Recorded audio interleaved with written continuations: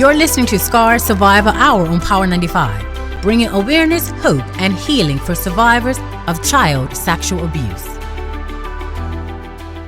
Good afternoon inside the 1 o'clock hour, of course, and welcome to Scar Survivor Hour. And in studio with me, I have, well, before we say in studio with me, on the line with me, I have Miss Debbie Ray Rivers. Good afternoon, Miss Debbie. How are you? Good afternoon, Miss Fang. I'm great. How are you? You are bubbly. I am good. I'm bubbly because you're on with us. I'm bubbly because we got to chat about this most important topic. Yes. So this is this is something you do often, and I'm going to let you lead. So Debbie, how would you like to lead this afternoon? Well, I just want to first thank you for doing it from the bottom of my heart. I want to thank Dr. Alicia Hancock, a valued volunteer, board member, a friend of mine, and a wise clinical psychologist. This show is important, and having her voice on this show is vitally important. She has so much wisdom when it comes to child sexual abuse. So hi, Dr. Hancock. Alicia, thank you for being there. I want to say that this, I don't know how much you have said, Ms. Sang, but we all know that Survivor Hour is just another platform that helps us, SCARS, spread awareness and to be an advocate and a voice for those who have been sexually molested. We are so grateful to the Conduit Foundation for sponsoring our show and supporting our cause. And so we thank them from the bottom of our hearts for believing in our work and allowing this to happen. Okay, so we are now in April, and April is National Child Abuse Prevention Month, correct? It sure is. All right. It's an opportunity for SCARS, it's an opportunity to daily send out resources through social media on how, we called this initiative, a resource a day will keep a child molester away. And that's what we want to do. We want to prevent children from being sexually harmed. You know, our sexual abuse has been kept silent for a generation, and we now understand why, and SCARS is not going to be silent. When we're silent around this issue, we give perpetrators an opportunity to continue their deviant and abusive behaviors with no deterrent. So we have to be the voice and prevent sexual harm to our precious children in this country. All right. Now, those that are tuning in for the first time, Scar Survival Hour, that's what we are in right now. And this hour is an entire hour. I have Debbie Ray Rivers on the line. I have Dr. Alicia Hancock in studio. And we also have a guest with us who is also a survivor, and we will bring her to the forefront shortly. Before starting, we want to go over some, broadcasting rules. This is a sensitive topic when calling in to the show. So if those individuals that would like to call in, you don't have to mention your name. The show is not meant for personal attack. Absolutely no attack on any lawyer, judge, or magistrate. And if you are a survivor and you're ready to share your childhood story, you can contact the SCARS office at 297-2277, or you can email Debbie, debbie@scars.bm. So here we are, Debbie, and thank you for allowing me to sit in with you this morning. So where would you like to start? Well, it's an honor that you're sitting here with us this morning. I'm sorry, this afternoon. This afternoon. I'm sorry, listeners. I've been up since 4, so. I know. My God. Bless your heart. You're doing this for us. I'm so grateful. Thank you. But yeah, we have in the studio, well, I'm not in the studio. I'm off island, but we have what I call a brave, fearless, and unafraid survivor of childhood sexual abuse who chose not to give up on her journey of recovery. Yeah. And as a friend, I'm grateful. I mean, Mickey Parfit, many of you know her. She is a fierce advocate, and she is, an example of turning her pain of child sexual abuse into a purpose. I recently read on this website called Trans, TRANS, 4, Mind, MIND.com, that the final stage in recovery from sexual abuse. And it said that moving from victim to survivor is an important step in recovery. And during this phase, it said we reflect upon the experience, We actively engage in facing and owning what happened.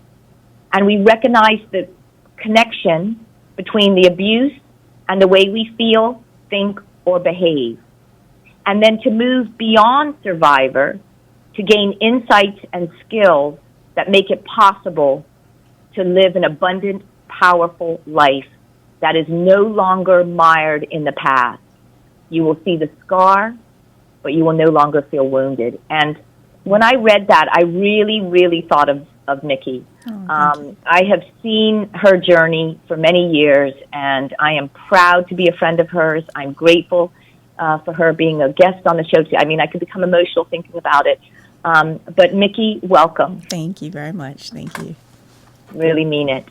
One of the quotes I read on that website, transformind.com, said, and I loved it, it said, "You took away my innocence, but you can never take away my spirit to survive." How important is that, Nikki? So powerful. Yeah. So powerful. Talk to us about about your story and about the challenges that you faced and your coping skills through your scar of sexual abuse. Okay.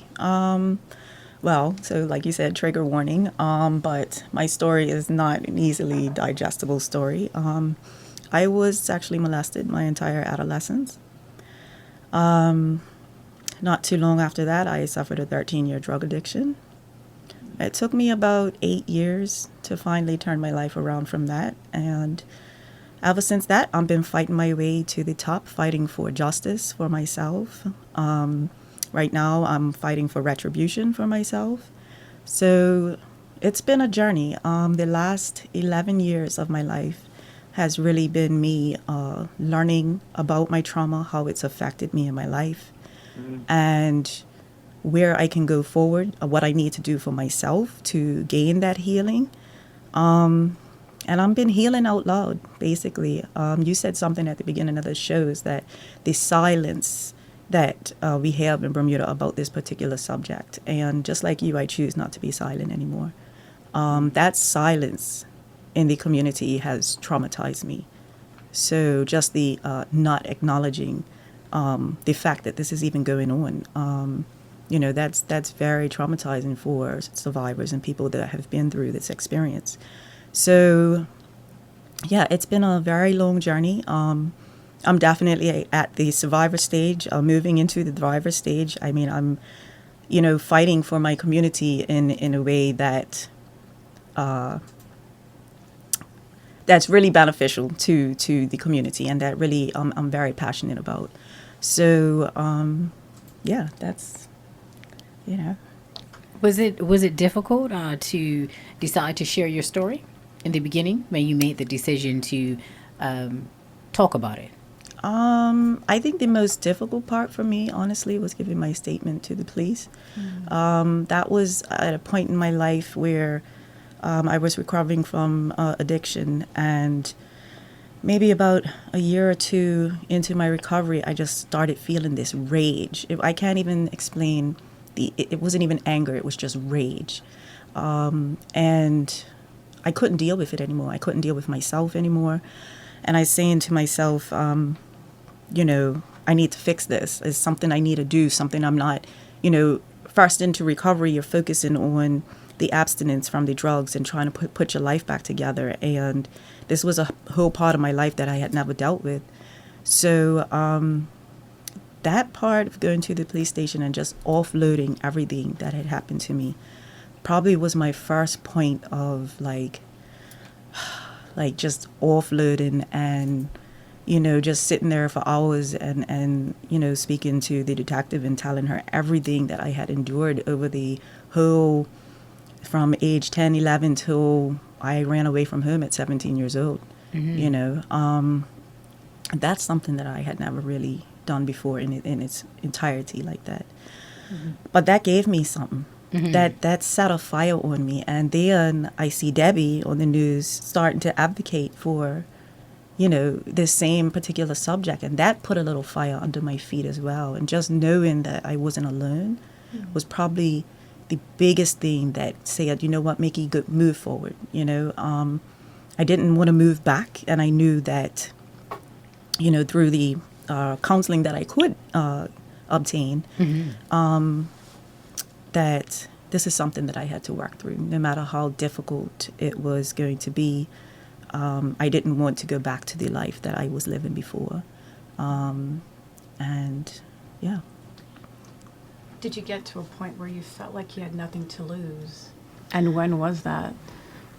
By telling your story, by advocating? Nothing to lose. I think because of my story and the way that it went, and I came from active addiction, I had faced that I have nothing to lose point already. I had people in the community telling my story, and I was like, no, that's not going to happen, So from that point, when I found recovery and then started addressing my trauma and my abuse, I was already in that mindset of like, and especially after I made that statement to the police, I was like, it's no turning back. At that point, I didn't, I had already been through so much in my addiction, which was a direct result of the trauma that I had incurred as a child. And yeah, I remember being at a meeting and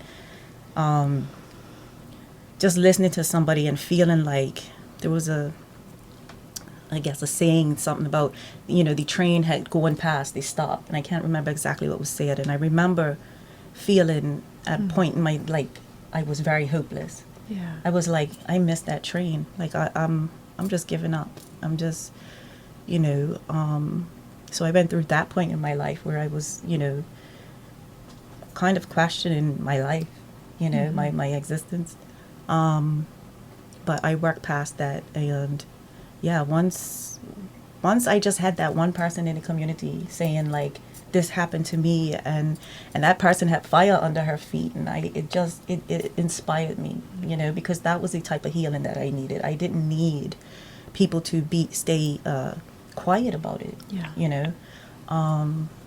But even now, I'm so built with my story. Sometimes I get asked, couldn't you tell your story a lot nicer? And I'm like, it didn't happen very nicely. You know what I mean? Like, this is what we need to hear. We need to hear the rawness of it. I can't to paint a picture from 10, 11 years old to 17 years old, how many times I was forced to perform sexual actions on my abuser. And when we overlook that, we, putting the shoe on the other foot, what that does to a person mentally, physically, emotionally,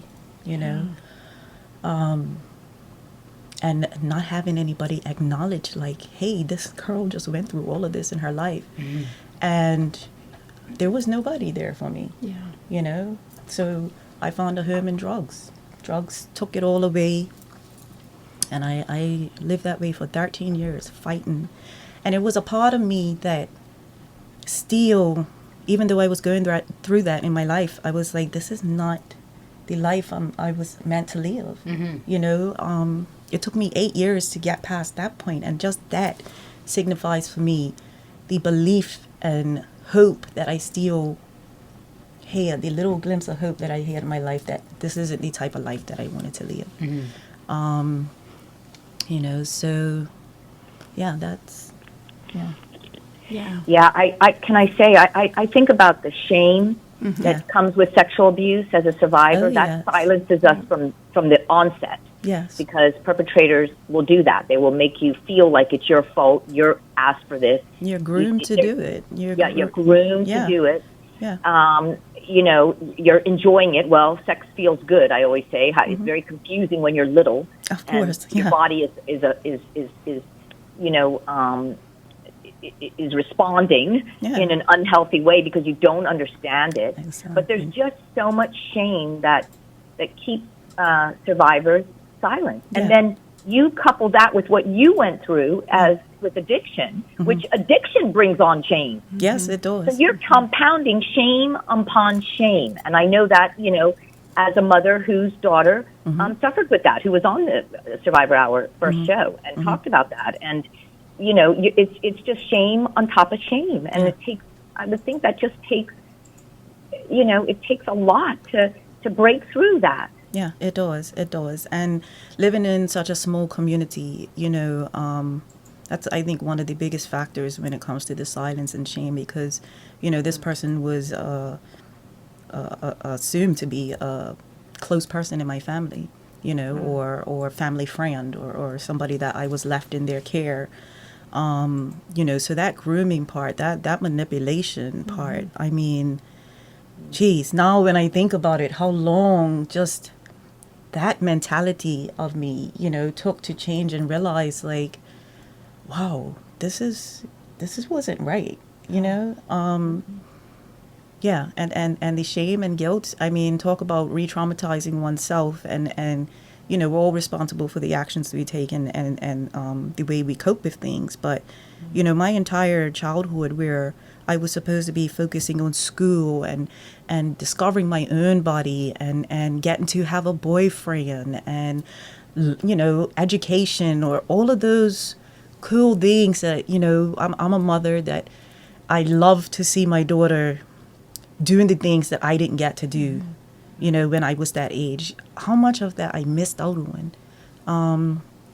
My mind was so focused on other things, on this abuser and all the money that he used to give me, and all the presents to keep me quiet, and, the list goes on and on. And now even sometimes I feel that as an adult, my husband's, his history, he loves history. And sometimes it is him teaching me, because I missed out on some parts of that. I dropped out of school when I was 16 years old.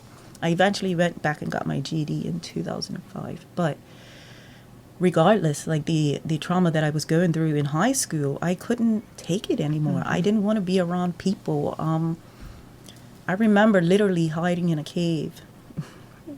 It's probably one of my most painful memories, because I didn't want to go to school. And there was these caves, on my house, behind my house, near the railway trail. And that was my hiding spot, until one day, one of my relatives found me. But I just didn't know. I didn't know what to do with myself, I was going through some things in high school. And, really all I wanted to do was just to have my own boyfriend. I had this boy that I liked, and that caused huge chaos with my abuser, and a lot of things went on. Wow. And, high school wasn't a very good place for me. I remember my abuser getting on the bus. I used to go work academy before they went private.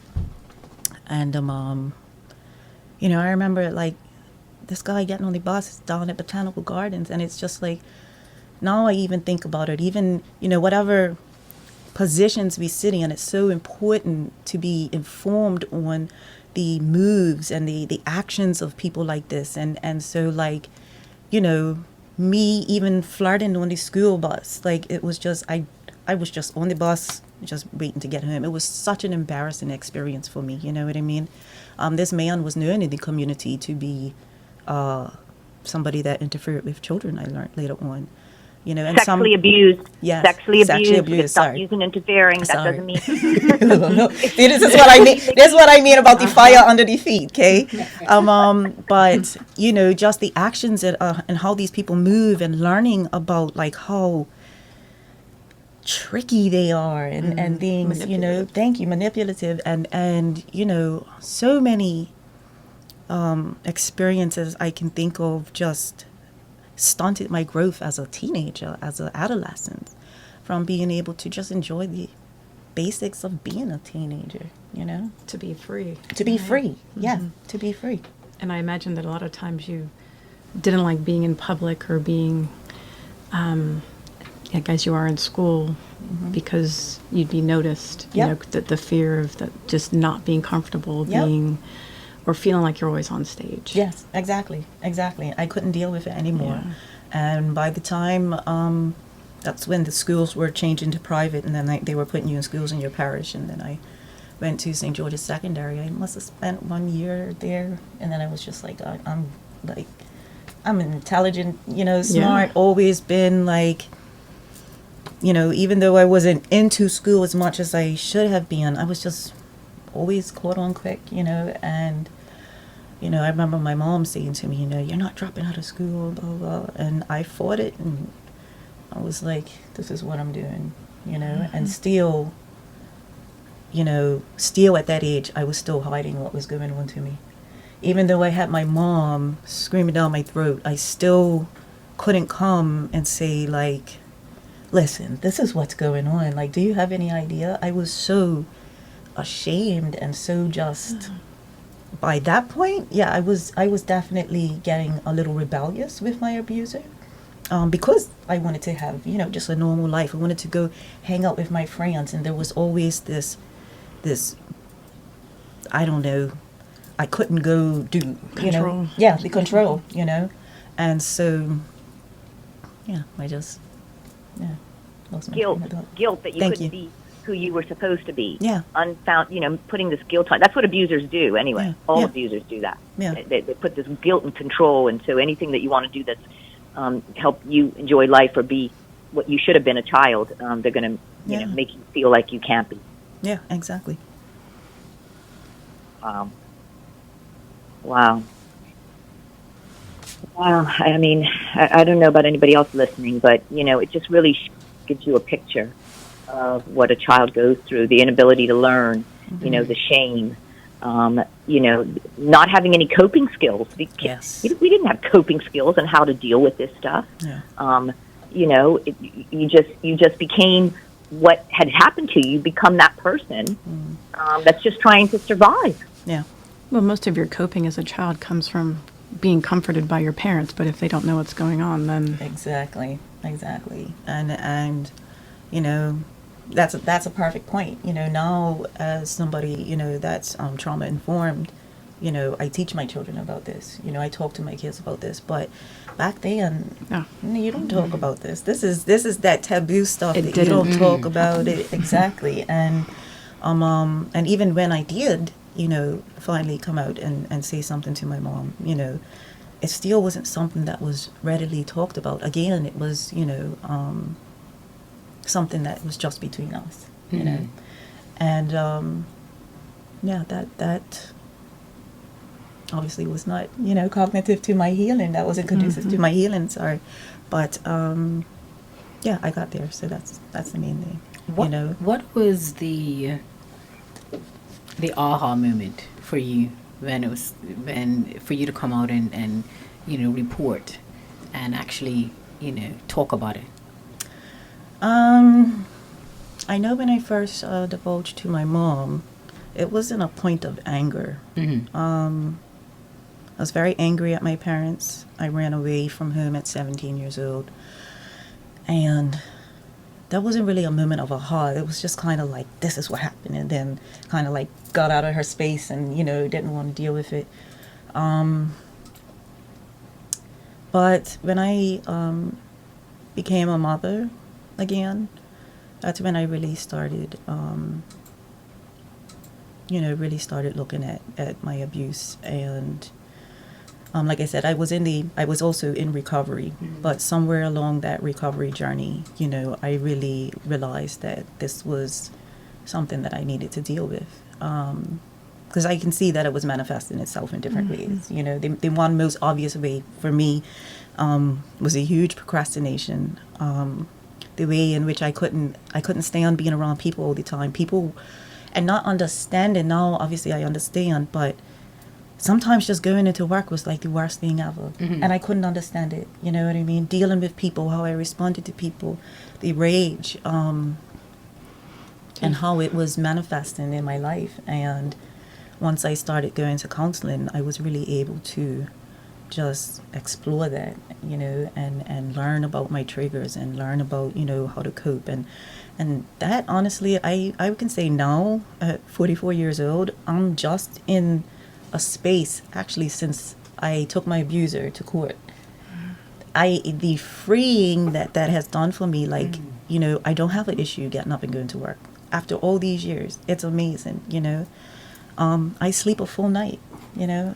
I mean, times when my kids would just touch my door handle, I'd be up, like, you know. So it's little things like that, where I knew it was manifesting in my life. But definitely during my recovery and when I was becoming a mom, I was starting, during that process, I had to do step work. I, had to divulge some of that in order to address my recovery. I had to get real with myself, and then it was just like a domino effect of going from one resource to the next until I can work through it. Mm-hmm. Yeah. It's hard to work through it. Would you say, Mickey, if you're not in recovery of an addiction? I mean, survivors, I never suffered. I'm so grateful with the disease of addiction. Now, I'm addicted to not trusting anybody. And my team will tell you that. Like, I don't trust it. And my husband would tell you too. Right. But I didn't, I feel grateful that wasn't the road I went down, but I had a lot of other issues, and sexual promiscuity was one of them. But if you couple, being sexually abused and then having to deal with, having to live with an addiction and all the things that come with that, like, it's just that's just hard. Yeah. That's hard. What I've seen with my daughter with an eating disorder, like the sexual abuse is one thing, but then it was trying to help her with the addiction, and that's a whole different part. And that just requires, like you said, a lot of work, a lot of support, and for family members of survivors who suffer with the disease of addiction, they need help. The survivors and the family members and the loved ones of that survivor need help with supporting a survivor. Yes. You're talking about two different things. Yeah, exactly. Co-occurring disorders, it's something that was not very easy. And especially, here in Bermuda, one of the things I think that was a huge struggle for me was resources, access to resources. That was very difficult in finding recovery, first of all, finding a place where I could be myself. But because of the lack of resources or having everything in one, instead of going from one place to the next, I had to almost deal with one thing first. Yeah. And then when the other things started manifesting, I dealt with that. There wasn't one place where I could deal with everything. So that was probably one of the biggest struggles that I faced was,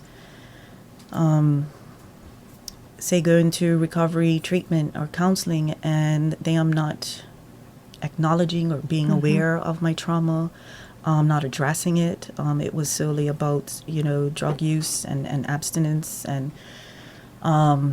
just almost all behavioral intervention rather than the psychological part. Exactly. And then for me to, I when I look at it now, honestly, the recovery probably was the easy part for me. The most difficult part, which has, taken quite a while, has been the trauma recovery, which I still am recovering from, So, that's very difficult because, like I said, as a survivor, one of the things I'm looking for in the community is acknowledgement, not just for myself, acknowledgement that this is going on. And no matter, how hard we push, it's like it's still, nobody's really, you know what I mean? It appears that it might not be as taboo like 50 years ago. Oh, definitely but not. Definitely not. There are many families and individuals that will not discuss it. And it, in one breath, if it's family members that have to deal with it, I don't want to use the word fault. Not everyone knows how to express themselves. Yeah. So if it's, and this is just me being on the outside looking in, if one of their family members was the abuser, am I saying that right? Yeah. Them as the family members and relatives, they have to come to the realization of what has happened and how they are going to heal as well as a family. Yes. And something like that is that's conflicting, and it's hurtful because you're going to have probably some family members that are like, is this really true? Did this really happen? Yeah. And then you're going to have some people that are just, I'm taking my hands off of this one. I can't deal. Yeah. So the discussing part of it, or coming out, as one would say, that's hard. And also in a society as small as Bermuda. Yes. Yes. Yeah. And the reflection on family members as a result Yes. of acknowledging that somebody in your family did this. Yes. And But- people cope differently with news like this. Of course. Yeah. Some people will want it to be covered up. Some people will want to minimize it. Some people will want to not believe it. But the one thing I can say is, and people have choices. That's the one good thing about life, right? Yeah. Ladies, like we all have choices in life. But there could be consequences to the choices of how you're going to respond to a child who's been sexually molested. Yeah. You know, and I understand some people want to, you know, really stand up for the person in their life who is the abuser. But there is going to be a consequence to that. Yeah. You know, and I would say one thing that I would say who doesn't have a choice in standing up for their children are the people who bring the children into the world. We have, or the guardians, or the, you know, foster parents, or because not everybody who brings children in the world are in their little child's life, but Right. that child needs to know that somebody in their life is standing by them. Yeah. Yeah. I think that's the most important thing is knowing that you have one person, you know, that parent, you know, they're going to have your back and they're going to fight for you and they're going to show up and, yeah, but you're absolutely right. In such a small community, you know, and it is, and like you said, most times it's a close family member, somebody we know, but you know, the consequences that that person that was abused, they might not live a fulfilling life. You know, Yeah. like you said, everybody copes differently, and yeah, that's, Can I say something also? Yeah, please do. Abusers are nice people, you know. Talk about it. They're not all mean. No. And, you know, the mean person, the They're scary not person. necessarily aggressive. No. No, they're not aggressive. They No. could be well loved by the people in their life, and they do great Yes. things for people. Hard to not like somebody who's a nice person in other areas, right? But that's all Yeah. part of it. That's all part of it. I mean, my abuser didn't get aggressive with me until I started rebelling, until, you know, I started not wanting to do the things that he wanted to do. He was losing control over you. Yeah, you know, and that's like, you know, the first time that I ever saw that type of behavior. Before it was, you know, whatever you want. I mean, I remember. So conflicting Yeah, mentally. yeah. I mean, I remember at 11, 12 years old getting hundreds of dollars to go Christmas shopping. You know what I mean? And so it's always those types of things. I mean, my abuser would help around the house and fix this and fix that, and would be in, you know, helping other people to, you know. So, like you say, very well liked, but you know, now I understand that he was sexually molesting people since the year after I was born, 1982. Is he still around today? But he's at Westgate. Mm. Yes, and he'll be up there for at least the next 10 years. But I did get an 18-year conviction. Wow. The disturbing part to that is that when he gets out, he'll be off the sex offenders Oh my list. God. And he's been committing these offenses, like I said, since 1982 when he was sentenced.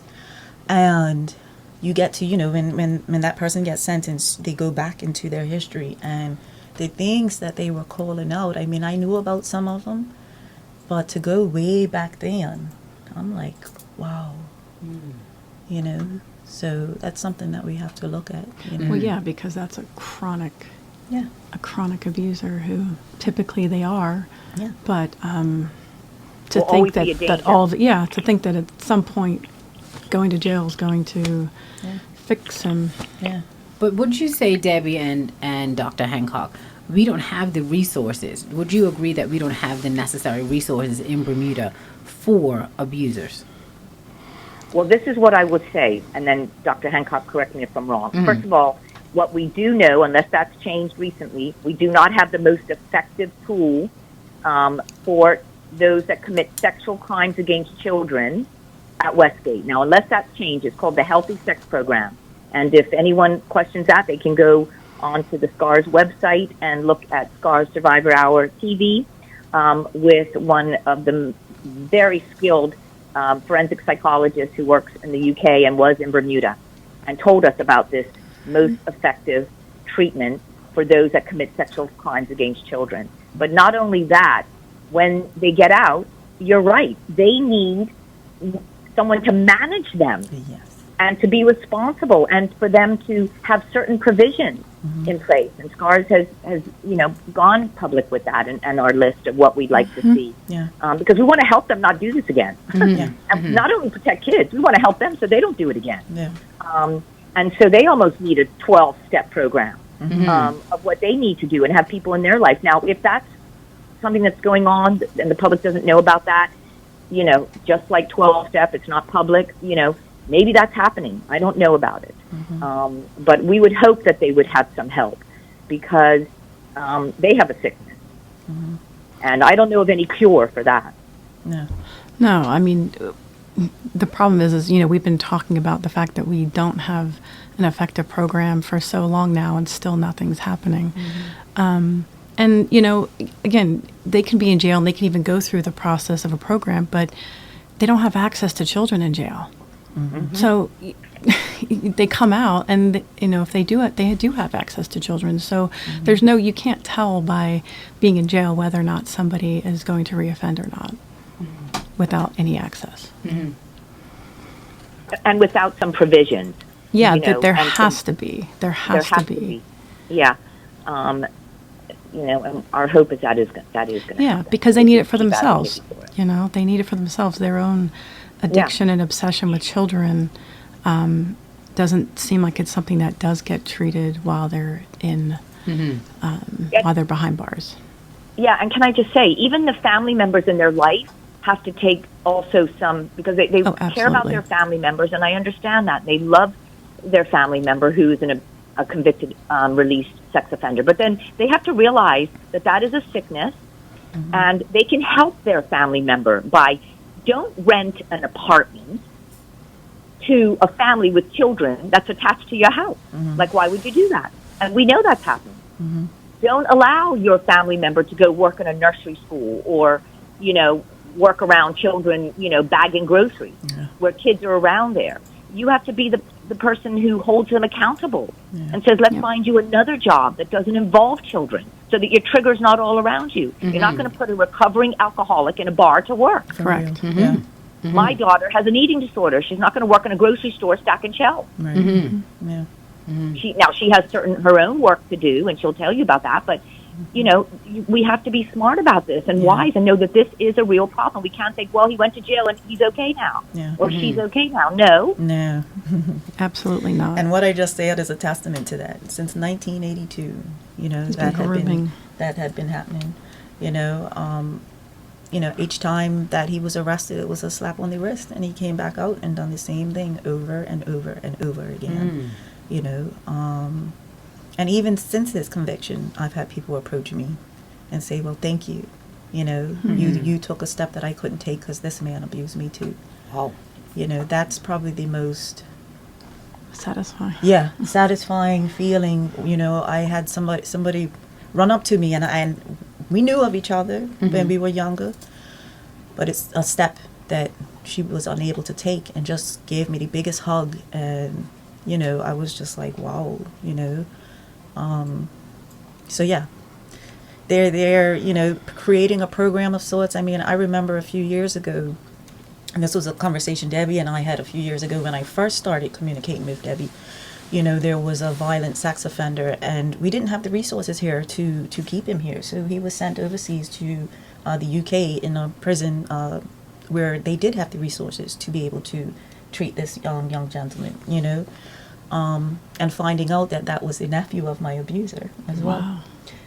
So something definitely needs to happen. If we're when it comes to the overturned cases, to us releasing sex offenders, the one question in my head for the most recent release of a sex offender is, I'm going to the Protection of Children Act, and it says right there in black and white that these people must complete a program.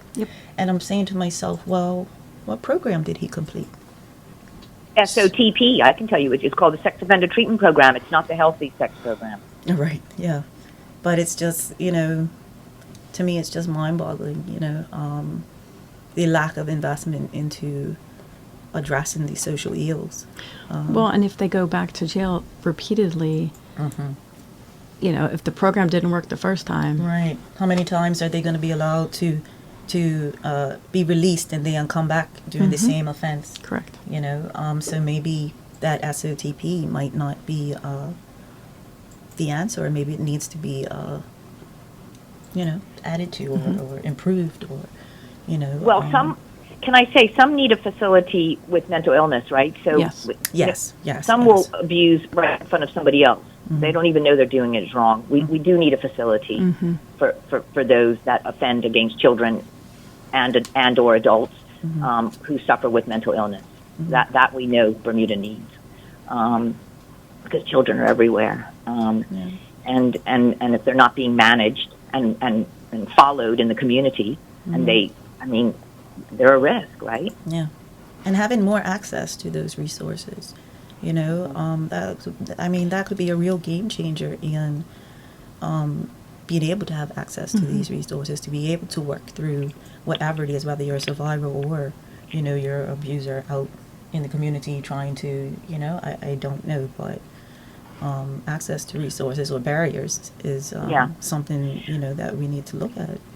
Yeah, see, the Healthy Sex Program, you have to fill out reports over a certain amount of time, progress, and somebody has to see those progress reports, and they know the deviance of sex offenders' minds, so they know what they're trying to do. They also have to be, you know, have to meet with a parole officer, or, what's it called? Somebody goes in, parole, right? Meet with an officer. You know, someone that will help them be held accountable. Yeah, for I think some of their there's thoughts and a their lot of contact that will demonstrate whether or not they get it and they're genuine in their treatment versus, you know, once a week, you're not getting a good read on whether a person is actually genuine in their treatment or not. It takes time. We even know that with addiction, right? Yeah. That takes time. Recovery takes time in anything that you're struggling with in your mind. Yeah. When I think a lot of the power comes from the community not accepting this behavior and talking about it, you know, the power in numbers. So the Yes. more the community does not accept or allow or, you know, talks openly about this problem, the more change Yeah. will happen. The more awareness and the more acknowledgement. Yeah. And it is happening. It is happening. Yeah. Like Ms. Lang said, you know, we're actually having the conversation nowadays, but, you know, I'm like, we need more. You know what I mean? We need the people with the powers that be. We need them to come and speak on this subject, you know. You know, we really need to, you know, get the community really, you know, more involved. You know, I run a support group, and right now I provide safe space for about 34 women, and, you know, I'm creating that behind the scenes. You know what I mean? Love Debbie's dealing with the prevention, and I love that. you know, I'm dealing with, you know, with what I know, which is the trauma part of it. You know, but I can honestly say that men and women are getting tired of not being acknowledged and not being heard about pushing this under the rug, or you know. So yeah, I hope to see big change in our near future with this movement. You know. You made a And Go ahead. and more survivors coming forward and Yes. reporting. Yes. Yes. Definitely. Sorry, Miss Fang, go ahead. No, I think Mickey made a statement a while back with regards to, you know, children, parents. I can remember watching when Oprah had her show. She had her 25th anniversary, and she interviewed abusers.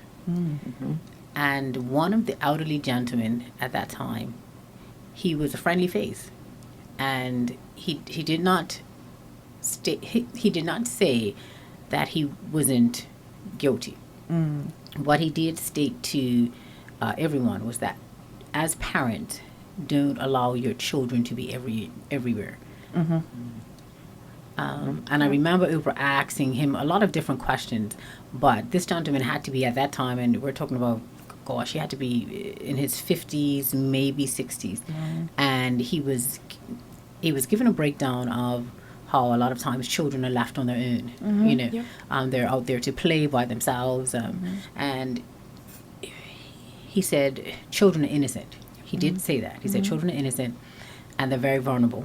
But a lot of times, at times, parents throw caution to the wind, and I'm paraphrasing basically, and allow their children to be everywhere. Yes. Everywhere, anybody, sit on people's laps. You can go over Oh, my to goodness, that person's home without checking what your home looks like. And if that was about 15, 20 years ago, we are now in 2025.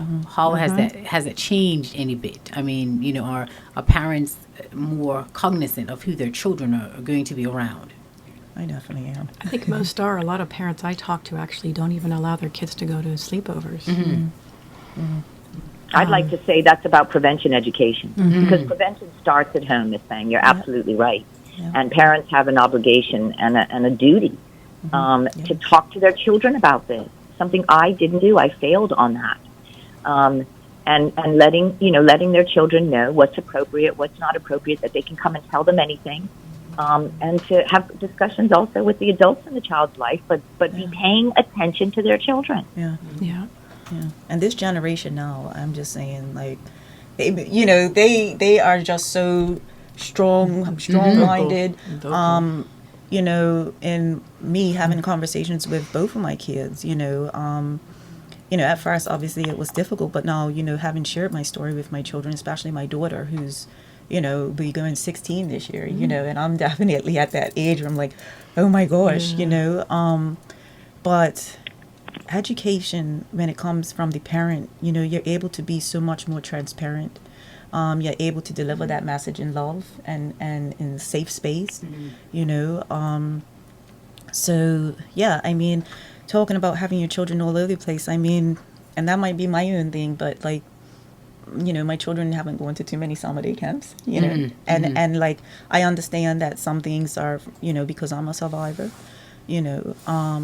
but yeah, I never really just let anybody take my children. I was very selective with that. My husband understood why I was like that, and I'm like that even today. My daughter has a group of friends. I know who their moms are. I know where they live. Like my daughter's going out on her friends, they're going out today. I know where they're going. I know what time to expect her home. Most times we take her and we pick her up. And her friends are like my family too. Yes. We make our home a safe space,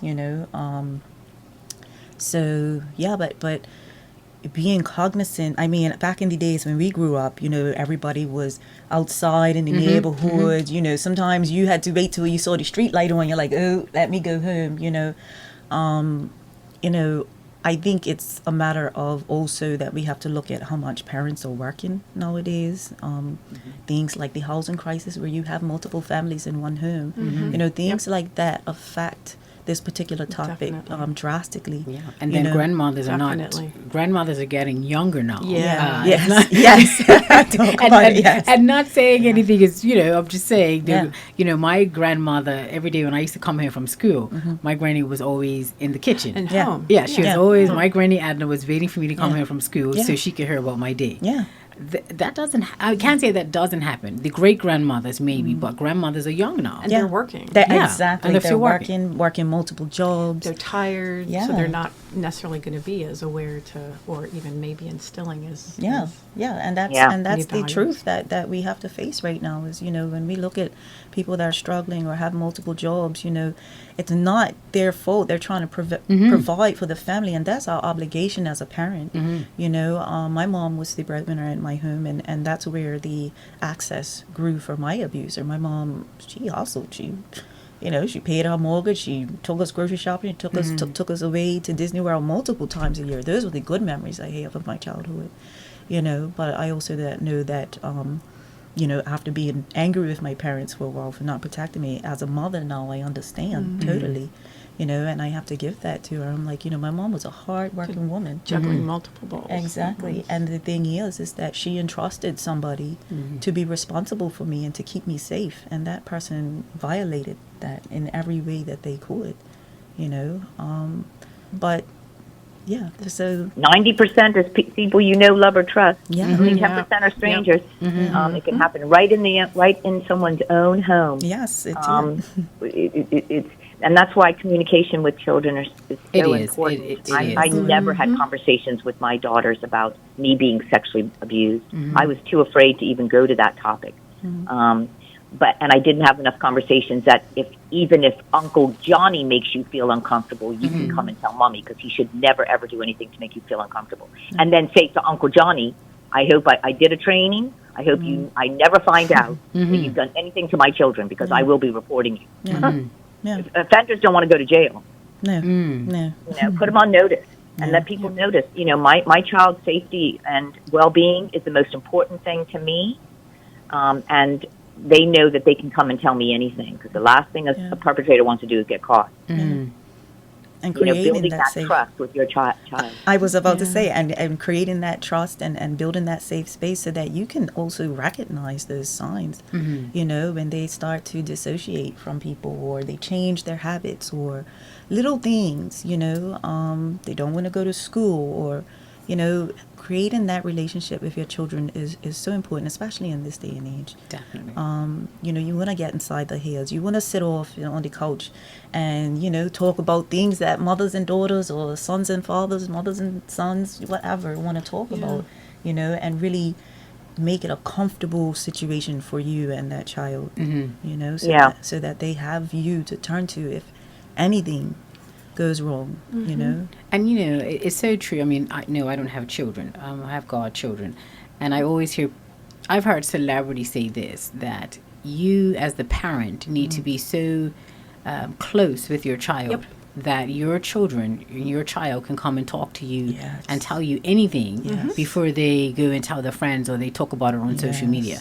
And it's great when parents have that relationship with their children, but there are a lot of families that don't have that relationship. It's very, cultivating a very safe relationship with your child comes from as basic of tone of voice, body language, and how you say things.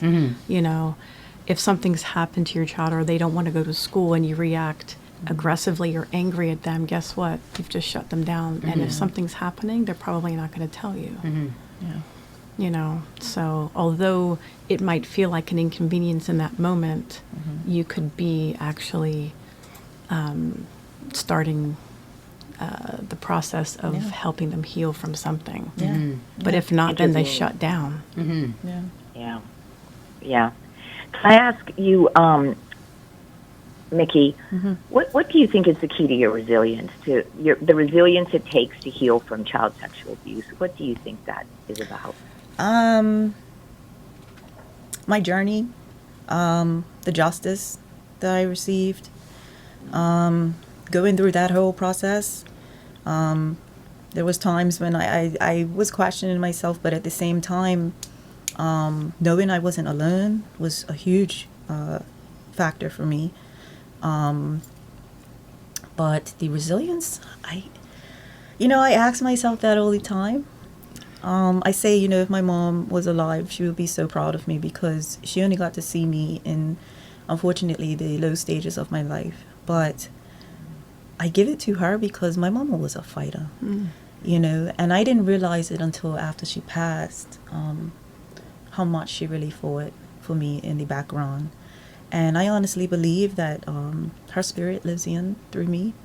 I've been told, I look just like my mama. I act just like her. I just need to start driving bus. I could take on that hill. But there's a part of me now, and I used to not earn that part of me. In fact, I used to push it far away from me. And I'm nothing like my mom. You know what I mean? But honestly, I would say that fight in me comes from her and from what I know that she wouldn't stand for to this day. How outspoken she was, how blunt she was. And I thrive on that now. I'm like, I am bold. I am loud, especially about this subject. And the, what's the word I'm looking for? What I get back from the community when I do share my story through the women in my support group, it's very gratifying to me. Mm-hmm. You know, You got your voice back. yeah, I did get my voice back, and you know, but it took a lot of work in getting to that point and earning my stuff and just saying like, hey, this is what happened to me. Learning about my trauma was probably the biggest thing as well. It's not what was wrong with me. You know, it's what happened to me. And for the longest while, you know, even especially through addiction and stuff, I would be like, what is wrong with me? Why I just can't stop? You know? Geez, I used to question that all the time. What would you Right. say to family members and loved ones of survivors that could help them and help that survivor in their life? What would you say to them? Help them to create that fight, because it's something when you go through the process and you stand up for yourself. It's not the prettiest thing. It's probably one of the most ugliest processes that you have to go through, but it's real, it's healing, and it's freeing. You know, like I said, for years I couldn't sleep. I couldn't understand why when my kids would touch the doorknob, I would just be up like that, or you know, even simple things such as living a productive life, showing up for work every day. You know, it's very important, you know, to go through that journey and grow through that journey. The time and effort I've spent on educating myself about this whole thing has helped me to understand that, like, I'm so strong. You know what I mean? I don't. Yes, you are. I don't need anybody else to tell me that to this day. I know that, and that is powerful. Now growing into my you know, older womanhood or whatever, but and knowing that my children and my husband get to see this growth in me, and the generational trauma that I'm breaking, and the fight that I'm putting in my daughter and my son. You know, so I know I'm making change, and that's a huge thing for me. Yeah. That kind of word, that despite Yeah, what you've been through, exactly. I'm still. Yeah, I'm still standing. You know. You know, a lot of resilience, I think, comes from protective factors in children, you know, things like intellect, athleticism, support, you know, any strengths that they have, and revealing those strengths in children can increase their resilience. Yeah, yeah, definitely. Wow. You know, one of the things I definitely wanted to say was, you know, I think a lot of survivors feel supported not through pity, not through feeling sorry yeah. for them, but from No. advocating. The simplest thing you can do is Yes. advocate. Yes, yes. Like you know, and I can appreciate when people say, "Oh, I'm so sorry that happened to you." And I'm so past that point in my life right now. I'm like, I appreciate it, but I don't feel, you know, I want you to get angry. Yes. You know what I mean? I want you to help Do raise something awareness. about it. Yes, help us do something about it. You know, that pity is what kept me in addiction for so long, and I don't have any parts of it. Keeps you you know? stuck. Yeah, it keeps me, you know, kept me stuck. And today I'm just like, listen, this is, you know, I don't share my story because I want, you know, I'm sorry. No, you know, it's a point of power and just mindset and just wisdom for me that Yeah. I feel such like greatness within myself, you know. So yeah. You are great. You are, Thank definitely. You, thank you. You are great. Thank you. All right, everyone. Miss Sang, Yes, Thank Miss you Debbie, you are so welcome. much. Thank you so much. I can't wait to see you next month. Ha ha ha. Oh, yeah. I'll talk to you next month. Yes. But thank you, Dr. Hancock. Thank you, brave, fearless, and unafraid Mickey. Thank Being you. the advocate you. for all the other women and men that you're helping out there. Always. You know, to all the survivors, don't give up on that journey. You know, when you have those days that you feel overwhelmed with shame and unfounded guilt and unfounded shame or unworthiness, you know, tell yourself these are only thoughts. Fight for yourself, as Mickey said. Yes. Fight for your recovery. Yes. You are worth it, and you are valuable. So don't give up on that battle. For those out there, if you want to report a case of child sexual abuse, please call Child and Family Services Kids Hotline, 278-9111, and Bermuda, or you can call the Bermuda Police Service or 211 or 295-0011. Or the Crime Stoppers Bermuda Anonymous 24-hour hotline, 800-8477.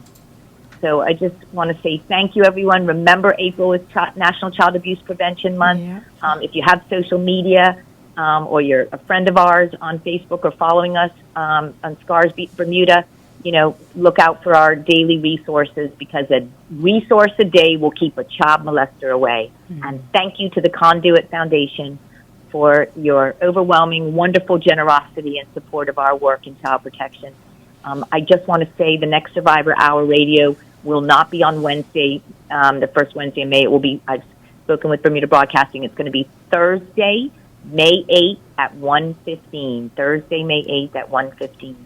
Ms. Sang, feel my hug. Yes, thank you, Miss Feel my Debbie. hug. This Feel has my been hug. very All of interesting. you. Yes, so I look forward to seeing all of you next month. And Mickey, Yes. you don't need anyone to validate you. You should be proud of yourself. Thank you. I am. Definitely. Thank you. The amount of individuals that you are helping through your story, and I know for a fact your mother would be very proud of you. Yes, Yeah. you would. Thank you. Thank So you. keep smiling, Thank you. and thank you for, thank you for speaking up for those that weren't able to speak up for themselves. Thank you. And Dr. Hancock and Miss Debbie, thank you for being part Thank of you. Scar Survivor Hour radio show and bringing it to the forefront on Power 95. Thank you. Thank you. Thank you for tuning in to Scar Survivor Hour on Power 95. Join us again next month on the first Wednesday at 1:15. Remember, your story matters, and together we can make a difference.